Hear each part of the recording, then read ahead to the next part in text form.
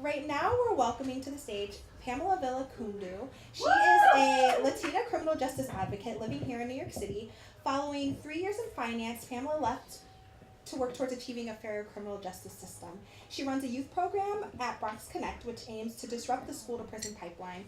Tonight, she will be telling her story of the stark contrast between her native Mexico and the one that has been portrayed by the government. So let's give her a hand.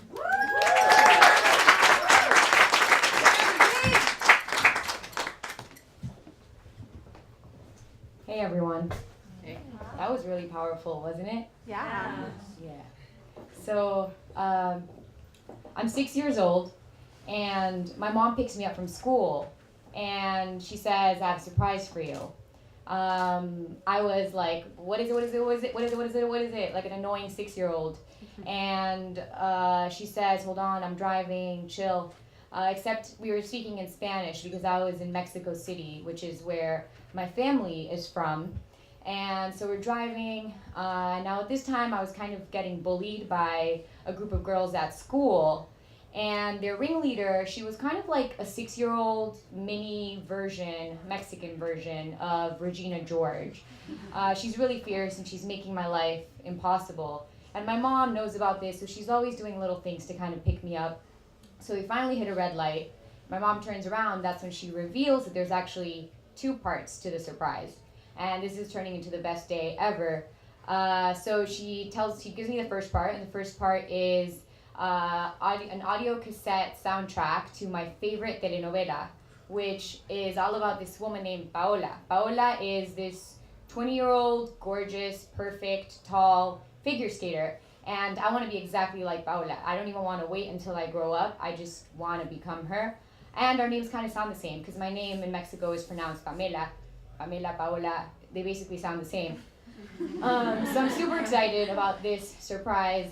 And then she hands me the second part, which I was even more excited about. And I think most people will probably find this super weird, but it was this tiny little Mexican flag about like this big, so it's tiny. And it's made out of fabric. And the flagpole is the size of a toothpick, just to give you an idea of how small it was. And so one of the reasons that I found it so special is because a few days before, I had seen a street merchant with these flags, and I had begged my mom for one. And she said, no, you're going to lose it. And I was like, please. And she said, no, not happening. You're going to lose it. So I thought I'd never get the flag.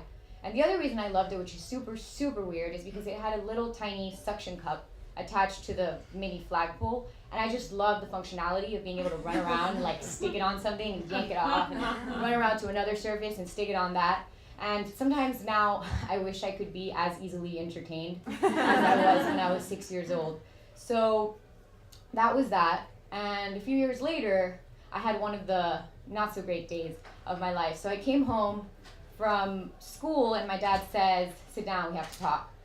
And I'm freaking out. I'm like, oh my God, what did I do wrong? I wasn't a very good student, so I figured it must be the 55% I got in that mental math test. Mexican school is really hard, by the way. I was not a great student. And so I was trying to figure out what it was, and I was running through all these scenarios in my head. And eventually he interrupts me and he says, we're moving to the United States. And I was in the dark. I could not process what he was saying to me. I was so confused. At that time, I don't even know if I had been outside the United States, outside of Mexico. So I didn't even know what that meant. And I remember I started crying and I was angry and I was like, but everybody's here. Mis abuelitos are here. My aunts, my cousins. Even Regina George and I were friends now because like that's how kids are. So I'm super upset, but obviously my opinion doesn't matter. My dad has what he originally said was a temporary job.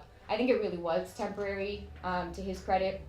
So just a few months later, we're in Miami, Florida, which is this very idyllic, beautiful place. There's palm trees, there's live oak trees, which are just these like monstrous, beautiful trees that are full of life. There's even peacocks parading around and English-speaking classmates, and everybody's so nice, it's so weird. But even though it's this great place, I'm completely heartbroken because I miss home and I miss my family. And over time, I eventually started to feel a little bit more at home, but it took a really long time. So to start connecting some of the dots, as some of you may have guessed, I didn't become a beautiful figure skater. I also definitely didn't grow to be very tall like she was. I stopped growing when I was 12. So shortly after I had those aspirations.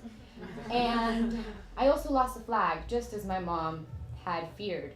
So even though I lost the flag, I still feel like the meaning of it is attached to me. That suction cup, metaphorically speaking, must have been really strong because I still have an immense feeling of love for Mexico and the people of Mexico. And what I never would have predicted as a 9-year-old who was moving to the US is that someday I would also feel that same immense love for America. And this is where I'm going to quickly look at my notes real quick. So it did take many years for me to feel at home, but today I can proudly say that I am a very proud Mexican American. And I'm grateful for my dad, even though I was originally so mad at him, because he persevered. He had the drive and determination to come to an entirely new country, to an entirely new place, and raise this family. And not only that, but I'm one of 4 daughters, so he had to deal with 4 daughters, plus my mom is a woman, plus we had a female basset hound growing up. So he had to deal with all of this, and so I think it's an understatement to say that my dad is a great hombre. So when the president attacks the part of me that is Mexican, there is no division. I'm 100% Mexican, and I am 100% American. Woo! There is no one without the other. And you could play around with words, you could play around with what that means, but there really isn't, because my being is almost like a direct resistance to people that are trying to drive rifts and divisions between Mexicans and Americans. So next time you hear anyone say anything that's not nice about a Mexican, I hope you shake your head, even if it's thinly veiled, because I know that people have a lot of hatred towards the part of me that is actually all of me, because I was trying to think of what kind of physical structure could embody this, because it might be weird for people that are from one place to envision this, but it's kind of like I'm an estuary. I can't, like, my being is what it is because of these 2 parts, and if you take one out, then it's not an estuary anymore. So I'm like that brackish water. And so please, whenever you hear someone say anything about a Mexican, shake your head no, and maybe you'll even think of a little Mexican girl with her little Mexican flag who's really happy to be where she is and loves where she is, but then she goes somewhere new and loves it just as much. Thank you.